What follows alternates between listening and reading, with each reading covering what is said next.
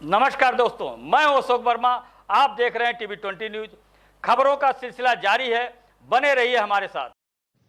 खंड विकास सभागार भी आज ग्रामीण पुनर्निर्माण संस्थान बिलारी द्वारा निर्माण श्रमिकों के बीच बोर्ड की कार्यकारिणी योजनाओं पर चर्चा की गई। खबर आजमगढ़ के अतरौलिया से है, जहां जिसके मुख्य अतिथि राजेश कुमार, उप श्रम आयुक्त आजमगढ़ तथा विशिष्ट अतिथि राजनाथ, बोर्ड सदस्य लखनऊ रहे।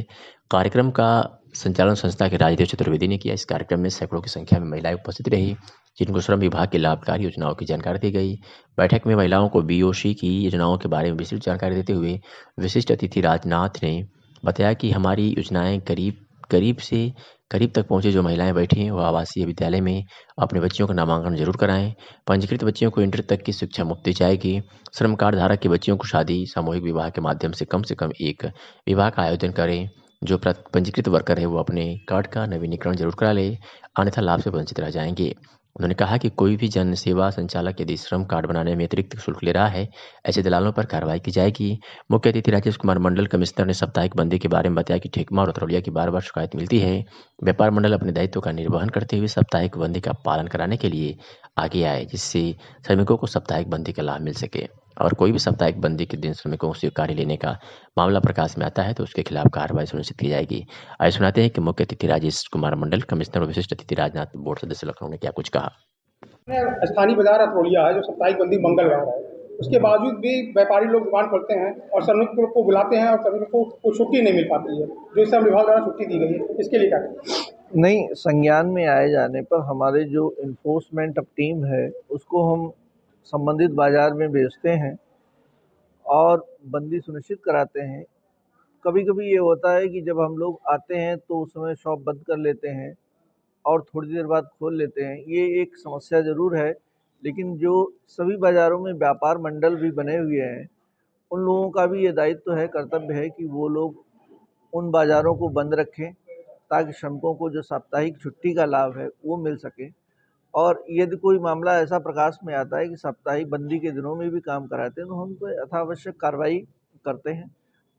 एक दो बाज़ारें ऐसी हैं जहाँ की शिकायतें आती रहती हैं, वैसे प्रायः आजमगढ़ को ही आप देख लीजिए कि जो साप्ताहिक बंदी के दिनों में वो बंद रहता है, लेकिन ठेकमा और अतरौलिया की कभी कभी शिकायतें आती हैं जिन पे हम कार्रवाई कराते हैं। जैसे सर, श्रमिक जो हैं अपने क्षेत्र में किससे संपर्क करके कोई अपील कर सकते हैं या कोई बातें कर सकते हैं, उनके लिए सर कोई संदेश?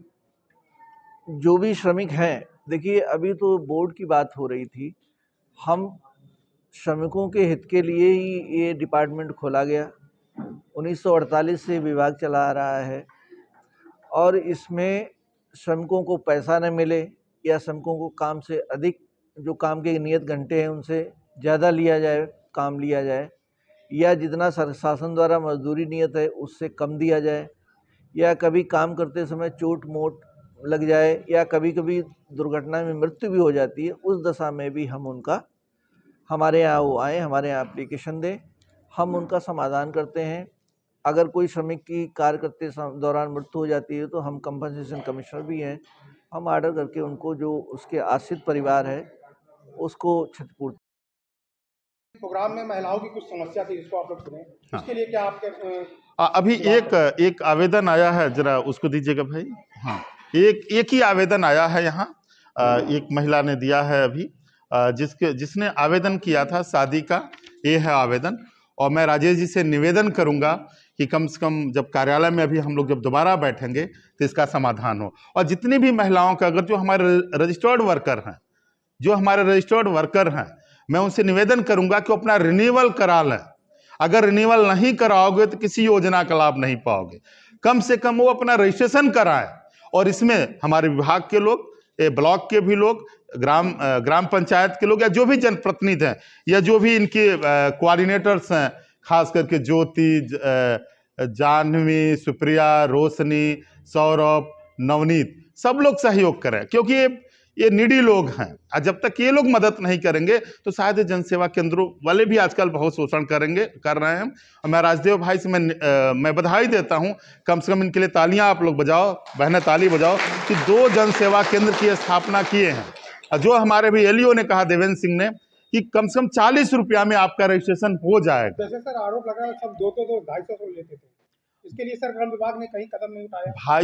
भाई मैं आपसे निवेदन करता हूं, आप मीडिया के साथी हैं, कोई भी अगर जनसेवा केंद्र 250 कैंप लगा लगा के सब लोग पैसे वसूले हैं। भाई अब देखो, मेरे नॉलेज में तो नहीं, मैं तो पहली बार इस ब्लॉक में आया हूँ एज ए बीओसी बोर्ड का मेंबर। अगर इस तरह की सूचनाएं मिलती हैं तो मैं अपने डीएलसी साहब से मैं कहूँगा कि प्रॉपर महिलाएं भी अगर जो 250-500 रुपया लेते हैं उनके पकड़ के बैठाएं, हमारे डीएलसी साहब को कॉल करें। मैं अपने एलईओ से मैं कहूँगा उन दलालों के खिलाफ एफआईआर जरूर कराया जाए।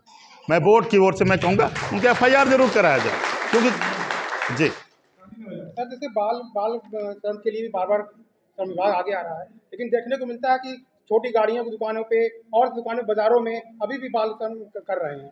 इसके लिए श्रम विभाग क्या कर रहा है? भाई देखिए, हम विभाग समय समय पर अभियान चलाता रहता है। अभी लेटेस्ट अभी हमने एक साल में हमारे अपने एलईओ साहब से मैंने पूछा तो लगभग 125-130 बच्चे मिले हैं। लेकिन अब जब राइट टू एजुकेशन एक्ट आ गया है तो एजुकेशन डिपार्टमेंट की भी जिम्मेदारी है, माँ बाप की भी जिम्मेदारी कि अपने बच्चों को कम से कम स्कूल भेजें। और जो बच्चे पकड़े गए हैं, मैं डीएलसी साहब से मैं चाहूँगा कि उनका पुनर्वासन कराएं। और मैं आप लोग सब लोगों को आश्वस्त करता हूं कि अगली जब हमारी बोर्ड की बैठक होगी तो अभी मैं लगातार एलईओ साहब से, मैं देवेंद्र सिंह जी से मैं फीडबैक ले रहा था कि चाइल्ड लेबरर्स के लिए यहाँ कोई जगह नहीं है, कोई सेंटर नहीं है। तो अगली बोर्ड की बैठक में अगर